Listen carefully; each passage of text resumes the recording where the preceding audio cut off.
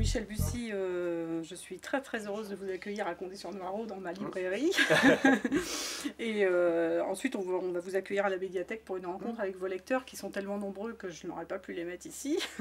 Voilà. Et c'est très gentil de nous faire l'honneur de votre visite. Et je voulais vous poser quelques questions. Alors, vous êtes auteur d'une dizaine de romans, à peu près. Hein. Ouais. Et vous êtes aussi professeur de géographie à l'université de Rouen. Et qu'est-ce qui vous a donné l'envie de vous lancer dans l'écriture de romans? Je pense pas qu'il y ait qu'on se réveille un jour en se disant tiens j'ai envie d'écrire ou de devenir écrivain. Je pense que c'est depuis tout petit, enfin tous les écrivains que je connaisse, c'est la même chose, c'est-à-dire qu'ils ont toujours eu l'envie de, pas forcément de lire, mais en tout cas d'être dans les histoires, d'avoir un imaginaire. Ça peut passer par la vidéo, ça peut passer par la BD, ça peut passer même simplement par l'imaginaire pur. Mais voilà, par le dessin, voilà, mais c'est vraiment cet imaginaire développé qui, à un moment donné, donne envie de créer ses propres histoires. Et c'est vrai que l'écriture reste le moyen le plus simple pour raconter des histoires, parce qu'il y a pas besoin d'autre chose qu'aujourd'hui un ordinateur et avant, quand on est petit, un livre et un crayon. Et c'est vrai que c'est quand même le plus simple. Avant de pouvoir réaliser son propre film, par exemple, il faut beaucoup de moyens. Donc c'est vrai que souvent des gens qui ont comme ça un imaginaire, eh bien l'écriture devient quelque chose d'assez évident. C'est beaucoup de travail. C'est ça d'ailleurs ce qui fait sans doute la différence, c'est-à-dire que des gens qui ont un imaginaire et qui ont envie d'écrire des choses, il y en a énormément. Après, souvent, le mur auquel on se colle, c'est la volonté, c'est le travail, c'est une espèce de flamme qui dit qu'il faut aller au bout, parce que même quand on a du succès, réécrire un roman, c'est des heures et des heures de travail, c'est beaucoup de doutes, voilà. Et ça, c'est effectivement le plus difficile, parce que souvent l'idée, elle vient en quelques secondes, quelques minutes, et le livre, c'est beaucoup de sueur pour arriver à ce qu'on a dans la tête, à le faire, quoi, à ce qu'au final, on livre au lecteur un produit dont on est fier, content, abouti. C'est voilà, c'est quelque chose, c'est comme reconstruire une maison à chaque fois, quoi. Voilà, au départ, on est face à rien, à vide, quoi, à quelque chose qui est nu, qui est vierge, et puis on doit tout rebâtir. Donc c'est beaucoup de temps, d'énergie. Ils sont tous très différents en plus, vos romans. On se dit jamais, ah ça me fait penser à celui d'avant. Jamais, enfin moi ça m'est pas arrivé. Disons que ça fait partie alors de mon goût, c'est-à-dire que j'aurais peur de m'ennuyer en écrivant et en réécrivant les choses, et du coup le fait de changer quand même d'histoire, de personnage à chaque fois, et même de style de narration, m'oblige quelque part à me renouveler et donc du coup à m'amuser aussi en écrivant. Et du coup ça n'est pas du tout pour moi un travail ou une thérapie ou quelque chose d'un peu douloureux. C'est au contraire quelque chose qui est très ludique et très comment dire. Enfin, j'essaie de me surprendre moi-même ou de me mettre des petits défis d'écriture en permanence. Voilà. Alors moi j'ai vraiment beaucoup aimé le dernier roman parce qu'il y a tout un côté psychologique. Et moi ça me passionne vraiment, cette histoire d'enfant et de sa mémoire. Oui, c'était le pari, c'était de faire un polar, parce qu'il y a un braquage, il y a des vrais méchants, il y a des fugitifs, il y a des flics, et puis l'univers d'un jeune enfant, ce qui est... Généralement, quand on a des enfants dans des romans, c'est plus 10 ans. Enfin, et là, c'était vraiment un jeune enfant de 3 ans, avec son univers, ses contes et sa vision du monde assez féerique ou merveilleuse. Et c'était vraiment ce pari-là, c'est de faire... donc c'était de faire ce mélange-là, qui donne sans doute une tonalité un peu, évidemment, différente à un polar classique où on rencontre des tueurs en série. Et là, du coup, évidemment, mettre des contes d'enfants, et je parle pas d'ogre, enfin il n'y a pas de question de, comment dire, l'enfant n'est pas malheureux, il est au sein d'une famille, ses parents l'aiment, et lui il aime ses parents, enfin voilà, il y a du mystère, mais il n'y a jamais, je pense, quelque chose de sordide. J'ai vraiment essayé de tendre vers le côté merveilleux de l'enfance, et donc voilà, on transforme les choses quand on est gamin, on voit des pirates, on voit les choses sont vivantes, y compris des choses qui ne bougent pas, enfin voilà, je voulais mettre ce côté un peu fantastique là, dans ce roman policier, tout en restant très réaliste dans l'explication finale.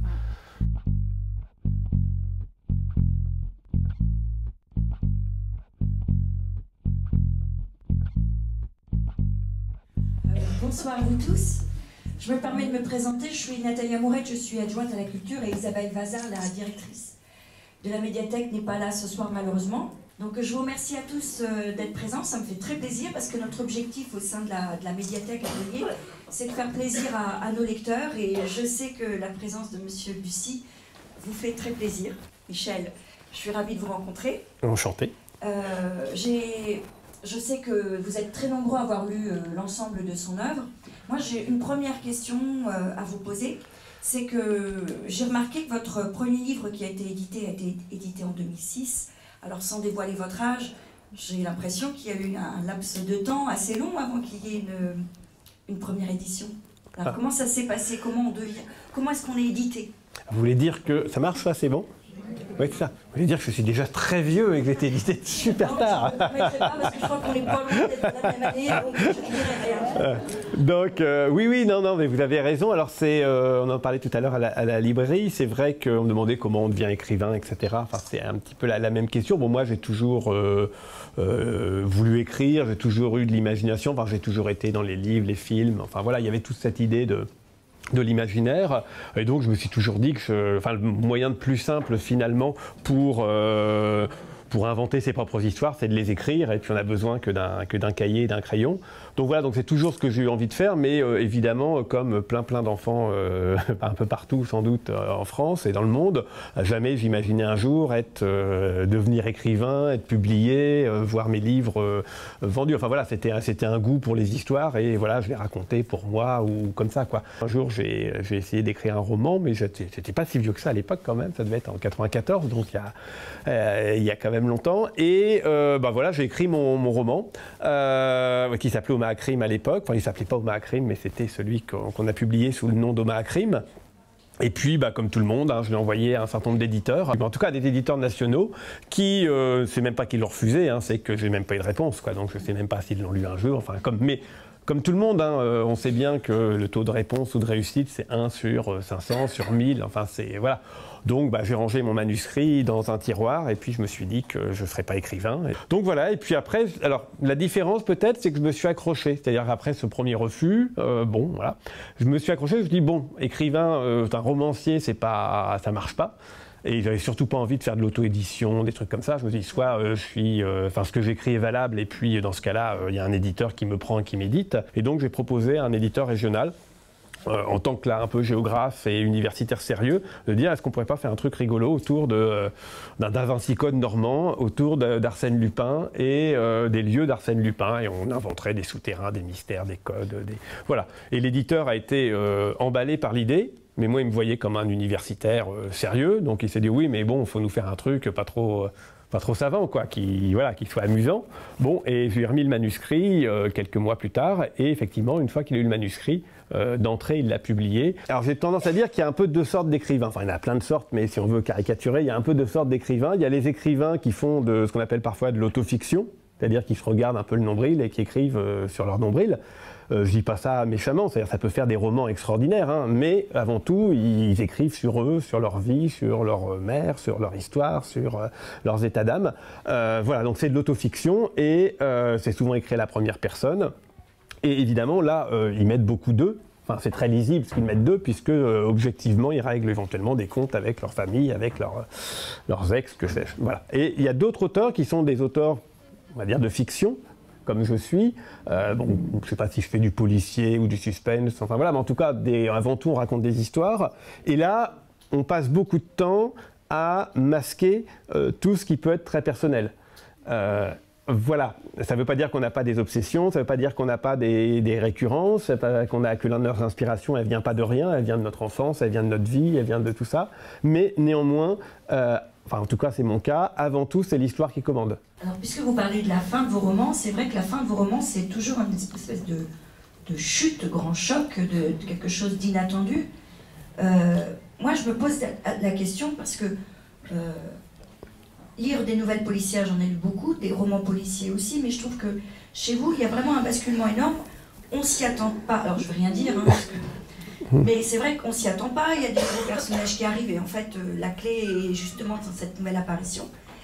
Est-ce que quand vous commencez à écrire, est-ce que vous les faites, vous, vos tableaux, est-ce que vous savez exactement qui est qui fait, ou est-ce que vous vous laissez embarquer dans l'écriture comme ça? Ouais. Alors, moi, j'ai toujours la fin en tête. Alors, c'est vrai que mes romans sont connu peut-être par l'idée du twist ou du retournement, enfin voilà. Donc c'est l'idée qu'effectivement il y a un retournement à la fin spectaculaire dans Un avion sans ailes, surtout dans Un fait à noir d'ailleurs, mais bon, globalement dans tous les romans il y a cette idée. Alors d'ailleurs je me suis piégé moi-même parce que c'est terrible, parce que ça veut dire qu'à chaque fois que je sors un roman, si le lecteur trouve au bout de en gros la moitié du roman ou n'est pas surpris par la fin, il peut arriver en disant bon là il faut pas se foutre du monde, là c'est quoi cette histoire, moi j'attends un roman. Bon.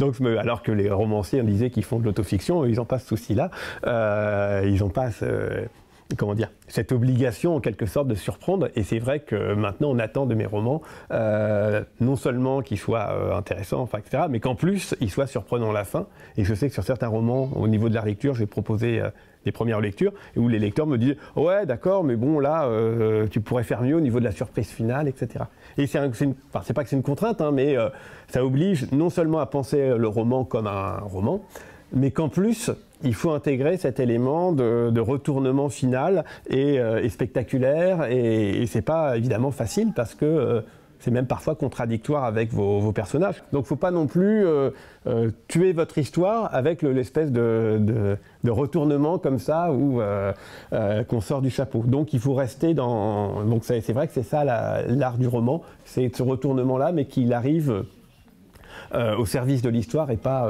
pour la détruire, quoi. J'ai globalement ce que je veux faire, l'atmosphère, quand je dis la routine, c'est un peu voilà, mon tour de magie, à quel moment, comment je le fais apparaître, ça je l'ai. Et après, évidemment, quand j'écris, bah, c'est super compliqué parce qu'il faut arriver à produire ce qu'on a dans la tête. Et ça, c'est pas toujours facile, quoi. Je comprends le travail par couche, mais alors avant de faire ce travail par couche pour les premiers romans, est-ce que des fois vous vous êtes perdu dans vos romans? Alors se perdre dans le roman, par exemple quand j'ai fait Un fait à noir, c'était compliqué. C'est pas se perdre, c'est qu'il y a un challenge et que jusqu'au bout, on n'est pas sûr que ça marche.